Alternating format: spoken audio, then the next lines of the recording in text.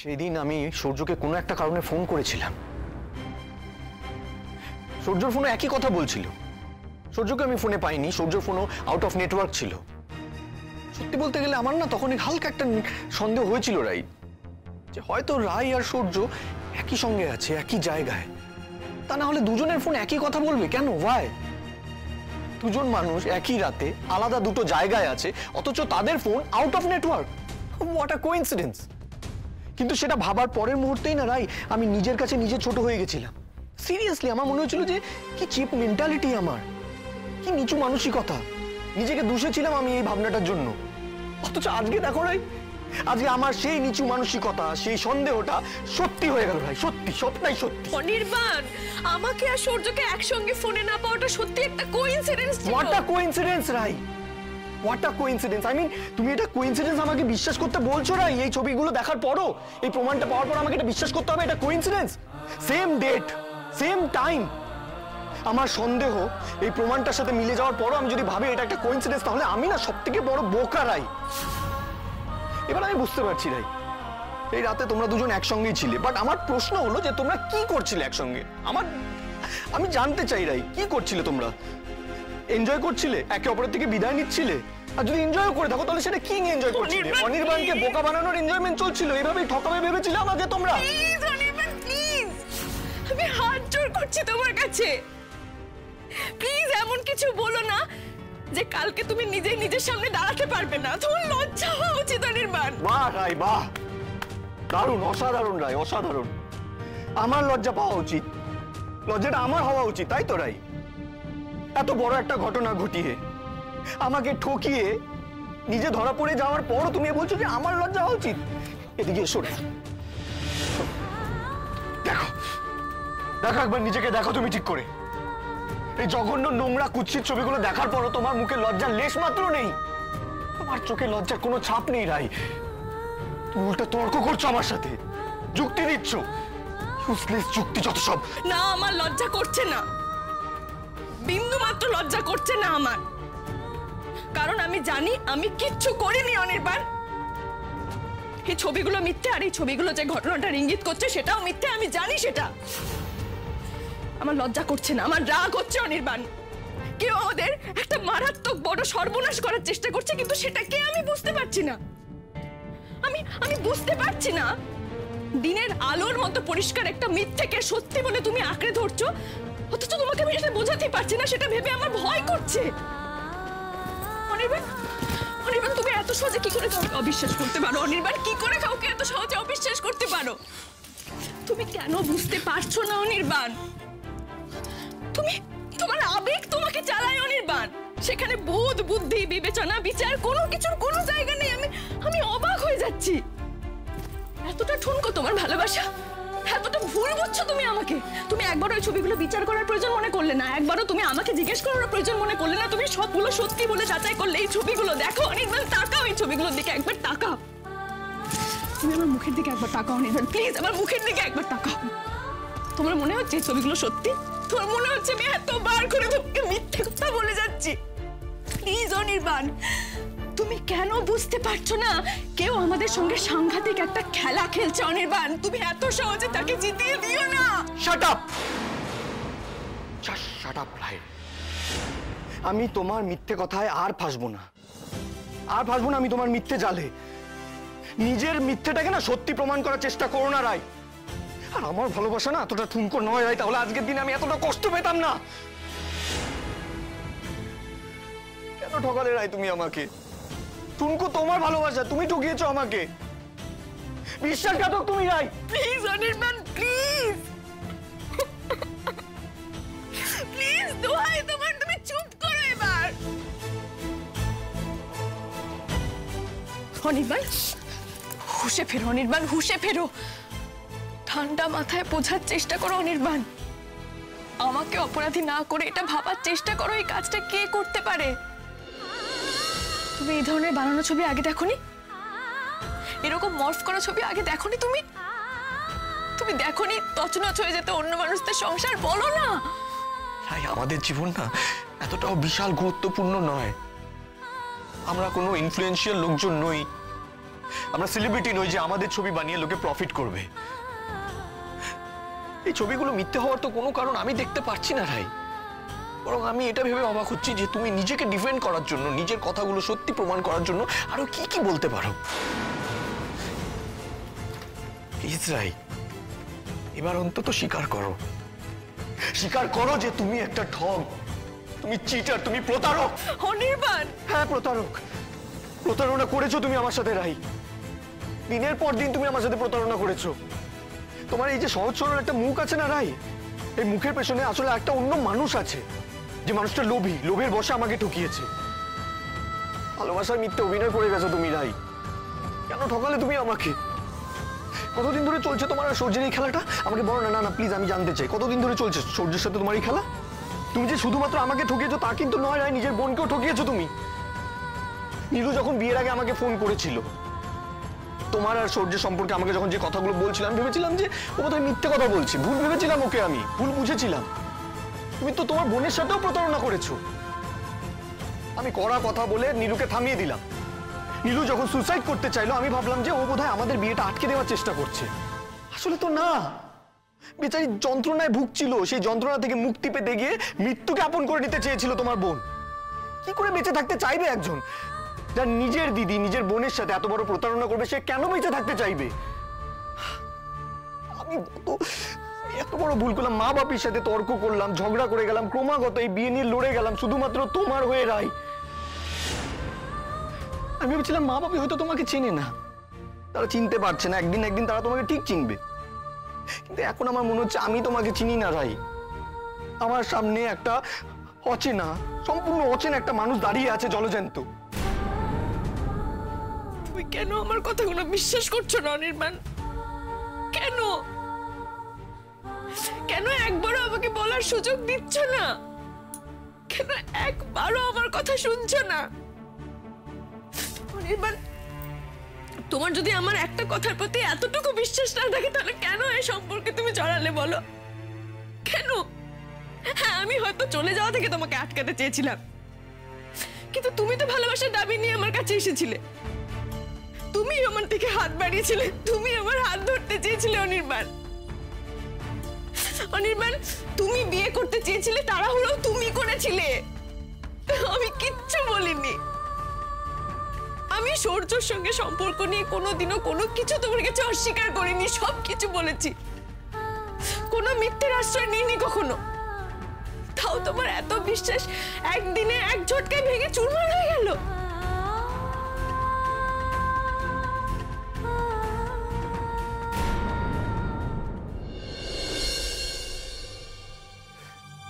একই প্রশ্ন তো আমারও রাই। কেন তুমি এটা করলে? কেন আমাকে ভেবে ঠকালে রাই তুমি? কেন এই মিথ্যে কথাটা আমাকে বললে তুমি? আমার বিশ্বাসটা কেন ভাঙলে তুমি রাই? কেন আমাকে তুমি এটা বলেছিলে যে তোমার সাথে সূর্যের কোনো ইন্টিমেট সম্পর্ক নেই? এমনটা কেন হলো রাই? তোমার সম্পর্কে সবার বলা কথাগুলো সত্যি হয়ে গেল।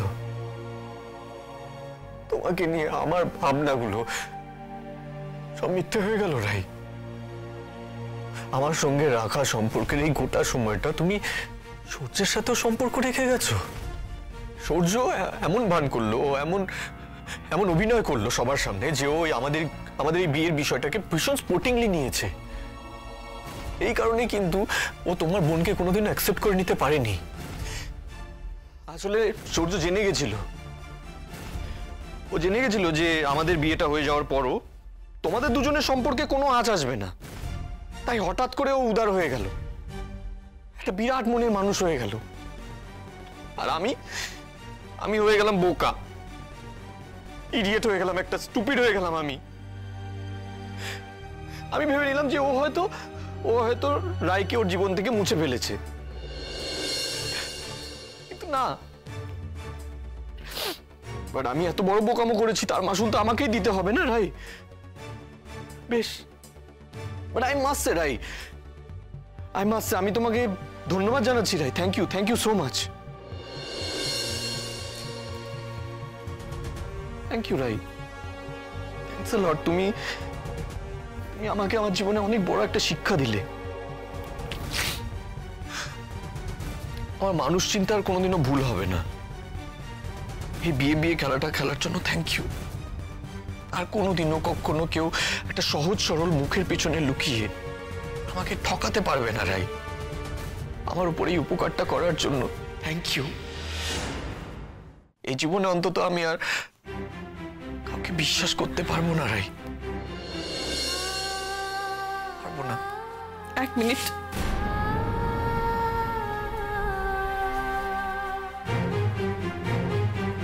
যাওয়ার আগে তোমাকে আমার একটা প্রশ্নের জবাব দিয়ে যেতে হবে অনির্বাণ।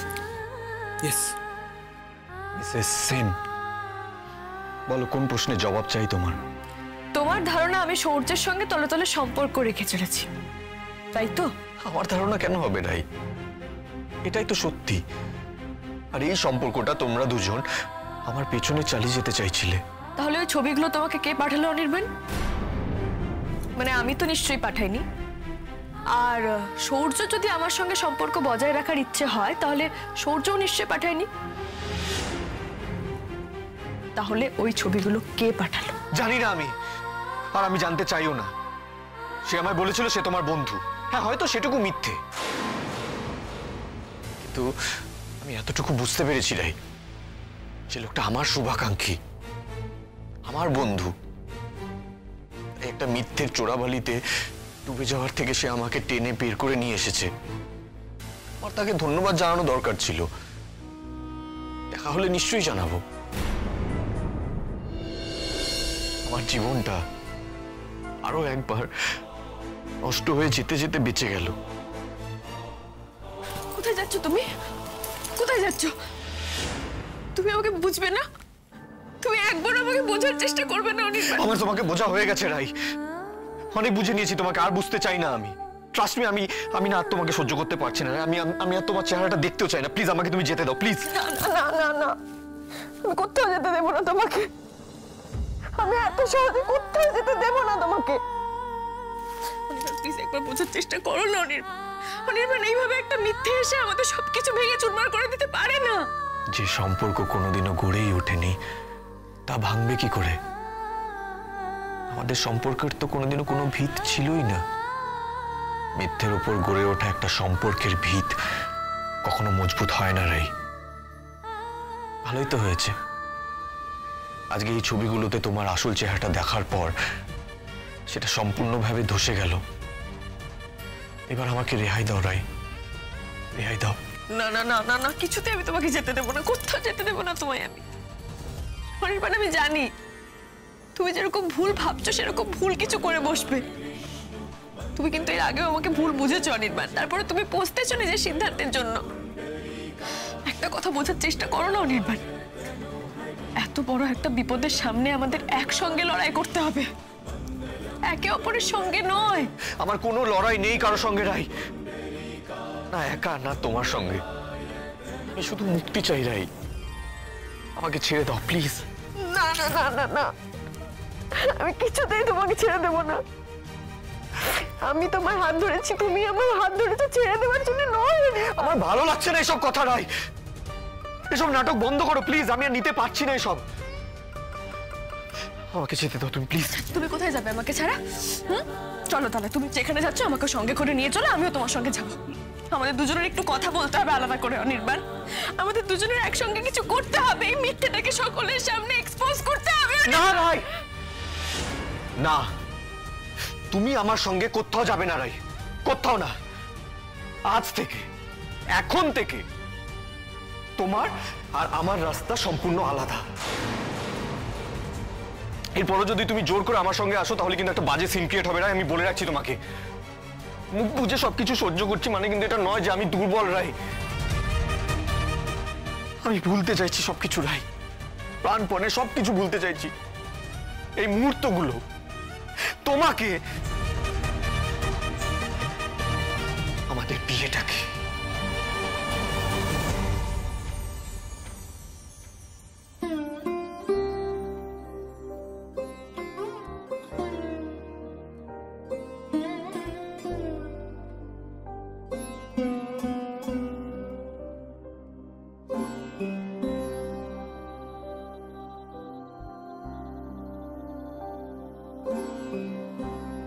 যখন এসেছিলে,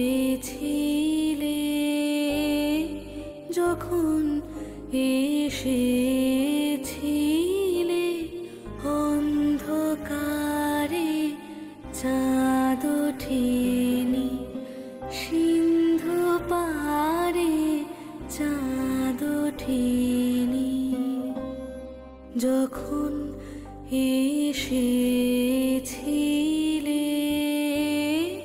যখন এসেছিলে।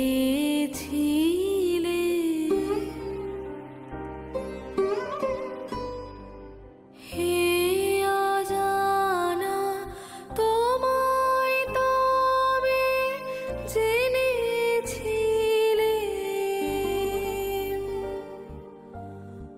অনুভবে জেনেছিলেন।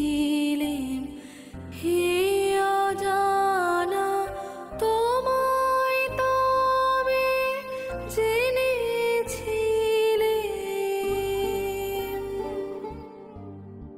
অনুভবে জেনেছিলেন। গানে তোমার পরশখানি বেজে হাতের উপর হাত রাখা খুব সহজ নয়, সারা জীবন বইতে পারা সহজ নয়। এসেছিলে, যখন এসেছিলে।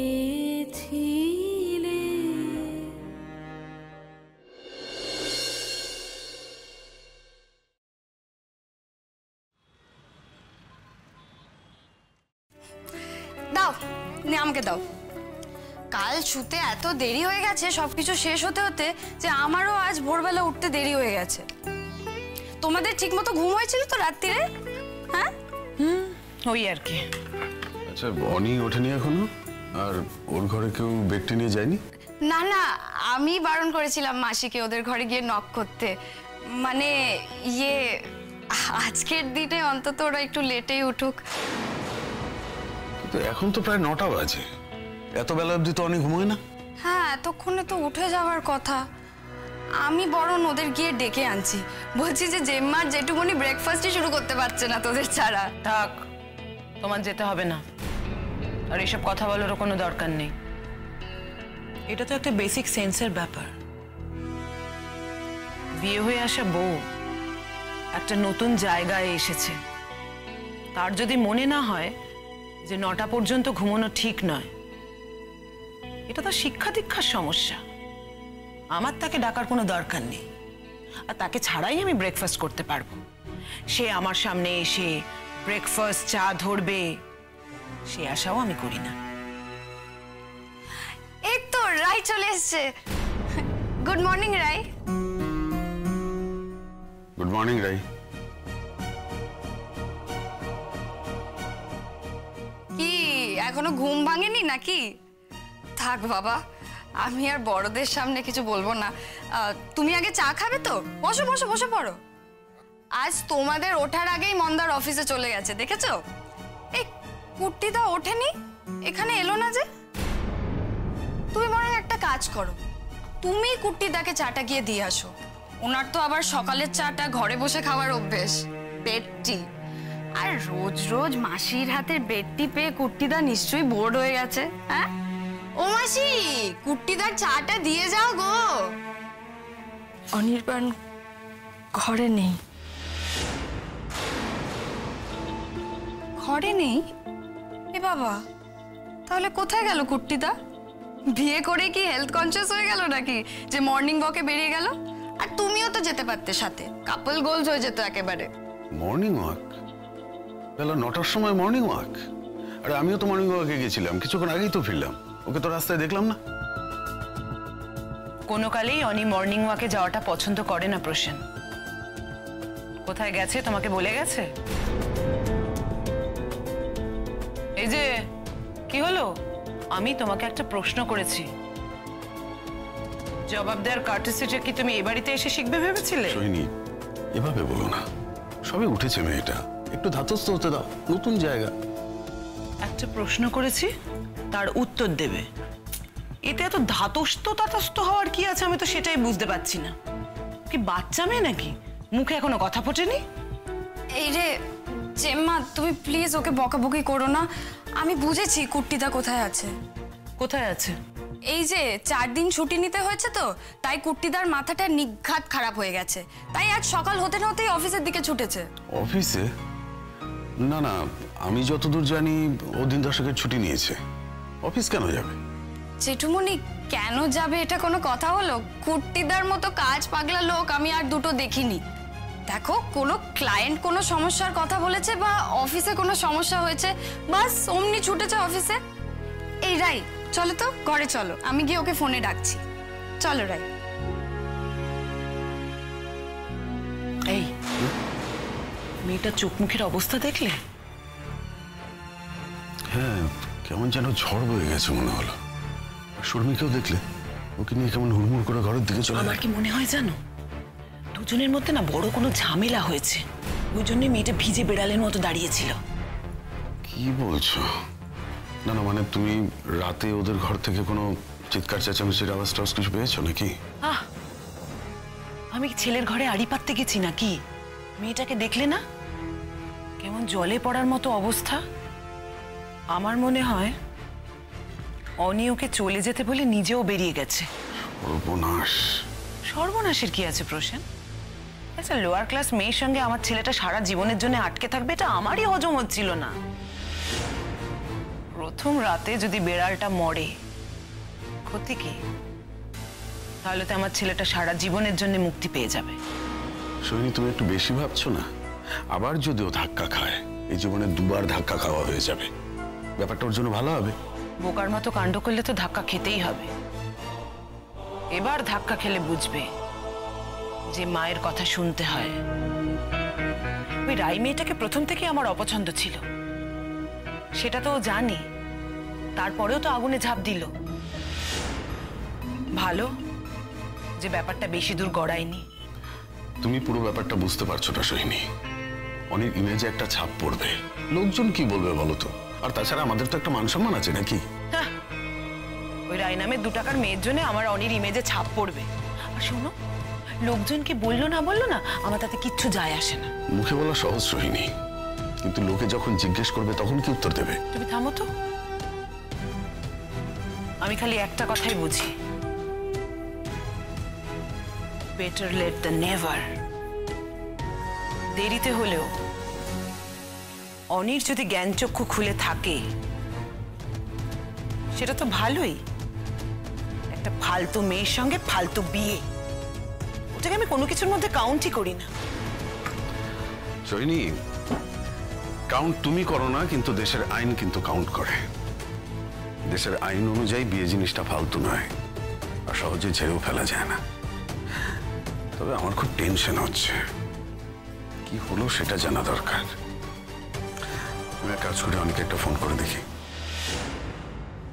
তা ফোনটা তো সুইচড অফ বলছে, তোমাকে বলে যায়নি কোথায় যাচ্ছে? হ্যাঁ রাই, তোমাকে এরকম লাগছে কেন? অ্যাকচুয়ালি ব্রেকফাস্ট টেবিলে তোমার গলার স্বর শুনে আমি বুঝতে পেরেছি কিছু একটা হয়েছে, কিন্তু ওখানে জেম্মা জেঠু ছিল বলে তখন আমি কথাটা আর বাড়ালাম না। কি হয়েছে? কুট্টিদার সঙ্গে কিছু হয়েছে? কোনো রকম অশান্তি হয়েছে? তুমি আমাকে বলতে পারো রাই। আর তুমি তো জানো, তুমি যদি আমাকে নাও বলো আমি সবকিছু ইনভেস্টিগেট করে বার করে নিতে পারি। রাই, আমি তো কথা বলছি তোমার সঙ্গে। কি হয়েছে? তোমাদের মান অভিমানে পালা বিয়ের আগে তো অনেক হয়েছে, সে কি এখনো মেটেনি? এরকম ভাবে তাকিয়ে আছো কেন বলো তো? আমার ভয় করছে, আমার মনে হচ্ছে কিছু একটা সিরিয়াস ঘটে গেছে, তাই না? কুট্টিদা কোথায় গেল আর কখন বেরোলো? তোমাকে কিছু বলেও গেল না কোথায় যাচ্ছে? রাই, জবাব দাও না। আমি জানি না ও কোথায়, কখন বেরিয়েছে, কখন আসবে, আমি কিচ্ছু জানি না। সে কি, তুমি টেরও পেলে না ও কখন বেরোলো? ওই ঘরে ছিল না কাল। মানে? স্টাডিতে ছিল। সত্যি ঝগড়া করেছো নাকি তোমরা? সত্যি তো, এমনও তো হতে পারে ও হয়তো স্টাডিতেই আছে, ঘুমিয়ে পড়েছে, আমি দেখতে পাইনি।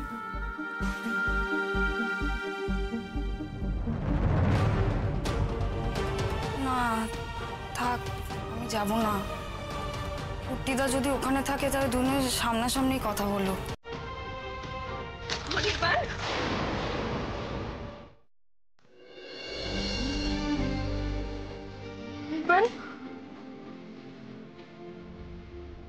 না না না,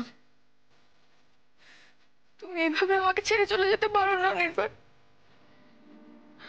তুমি প্লিজ সত্যি মিথ্যে যাচাই না করে আমাকে ছেড়ে চলে যেও না। এই ঝড়ের মধ্যে প্লিজ আমাকে একা করে যেও না।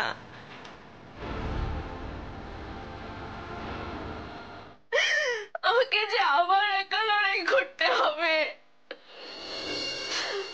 আমাকে যে এই ষড়যন্ত্র ঠেলে বেরিয়ে আসতে হবে, আমি তোমাকে ছাড়া কি করে করবো অনির্বাণ? কোথায় গেলে তুমি? তুমি কেন আমাকে আমাকে প্রমিস করে এভাবে নিঃস্ব করে দিলে? কেন কেন? আমার খুব ভয় করছে অনির্বাণ, খুব ভয় করছে আমার। পায়ের তলা থেকে মাটি সরে যাচ্ছে, খুব ভয় করছে।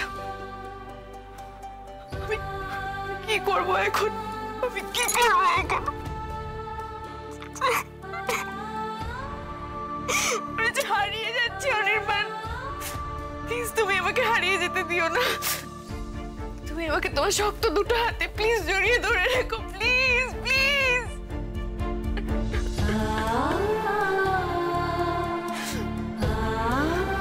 তুমি না থাকলে আমি কি করে বুঝবো আমার এরকম শত্রুকে? আমি আর কত লড়াই করবো অনির্বাণ, আর কত লড়াই করবো আমি?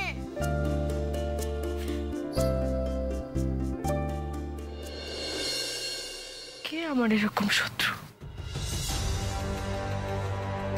সূর্য, সূর্য, সূর্য তার মানে আমার জীবনটা ধ্বংস করে দেওয়ার জন্য এতদিন ধরে বিয়েটা মেনে নেওয়ার মিথ্যে নাটক করে পেছন থেকে ছুরিটা মারলো। আমার জীবন নষ্ট করলে তো ওরই প্রতিশোধ নেওয়া হয়। প্রতিশোধ আর কিচ্ছু না, প্রতিশোধ ছাড়া আর কিচ্ছু না। ও তো জানে যে আমি আর কোনোদিনও কোনোভাবে ওর কাছে ফিরে যাব না। আমি ভাবতেও পারছি না প্রতিহিংসা একটা মানুষকে এতটা নৃশংস করতে পারে। এটা তো মানুষ খুন করার ষড়যন্ত্রের সমান। আমার কি হবে এখন?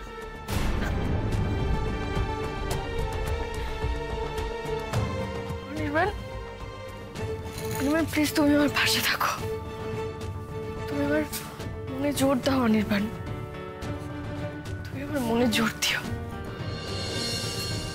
অনির্বাণ। আমি হেরে যেতে চাই না অনির্বাণ, আমি হেরে যেতে চাই না। আমি চাই আমরা দুজনে মিলে একসাথে সূর্যের মুখোশটা টেনে খুলে দিই।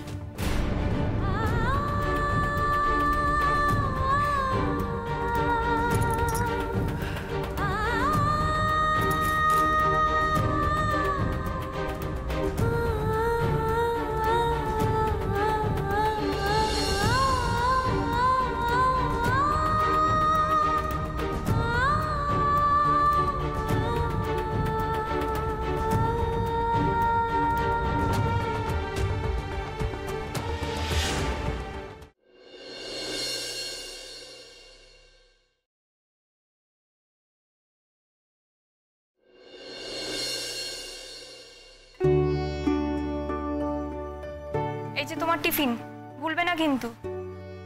ভুলবো না। আগে দিদিভাই মনে করে দিত এখন তুমি দিচ্ছ? হ্যাঁ দিচ্ছি, কারণ রাই আমাকে যাওয়ার আগে পই পই করে বলে গেছে যে তোমাকে যেন আমি রোজ টিফিন দিয়া, তুমি যেন এসব বাইরে হাবিজাবি না খাও। দিদিভাইটা না সব সময় আমাকে নিয়ে টেনশন করে। রাই নিজেকে ছাড়া সবাইকে নিয়ে টেনশন করে, কিন্তু স্রোত তুমি মুখটা এরকম দুঃখ দুঃখ করে রেখেছো কেন বলো তো? আরে বাবা, দিদির বিয়ে হবে না, তা বলে তুমি মন খারাপ করে বসে থাকবে? তুমি তো চরকির মতো হয়ে যাচ্ছ। না, আমার একটু মন খারাপ হয়নি। দিদিভাই অনিতা প্রেম করতো, বিয়ে করেছে, তাতে আমার মন খারাপ হতে যাবে কেন? ও তাই নাকি? কাল সারা রাত তুমি ফ্যাচ ফ্যাচ করে কেঁদেছো, কি ভেবেছো আমি কিছু বুঝতে পারিনি? কি ব্যাপার? স্রোত কাল কান্নাকাটি করছিল বুঝি? কি রে, দিদিভাইয়ের জন্য মন কেমন করছে বুঝি? এতই যখন দিদিভাইয়ের কথা মনে পড়ছে তাহলে একটা ফোন করে নে না, ফোন করে কথা বলো ওর সঙ্গে। মৌনি, ও রেডি হতে হতে তুমি দিদিভাইকে একটা ফোন করে দাও। না না, আমার হাজারটা কাজ এখন, আমি পরে ফ্রি হয়ে ফোন করব। আর তোমার কি ব্যাপার বলো তো নীলু? সকালে ওঠা থেকে আমাকে বলে যাচ্ছ ও বাড়িতে ফোন করার জন্য, তুমি একটা ফোন করো না। তোমার সঙ্গে কথা বলে তো রাইয়েরও ভালো লাগবে। না বাবা, আমি ফোন করলেই আমাকে আবার জিজ্ঞেস করা হবে আমি কেমন আছি, মন খারাপ আছে কিনা, সূর্যের কথা ভাবছি কিনা, এসব নিয়ে কথা হবে। তার চেয়ে বরং শ্রুতি ফোন করে কথা বলুক। আমার দরকার নেই, সকাল সকাল ফোন করে কি কথা বলবো? বাইরে দিদিভাইয়ের ফুলসজ্জা হলো, কেমন ফুলসজ্জা হলো সেটা জিজ্ঞেস কর। ওটা একটা খুব ব্যক্তিগত ব্যাপার, ওই বিষয়ে গাইয়া কৌতূহল আমার একদম ভাল লাগে না।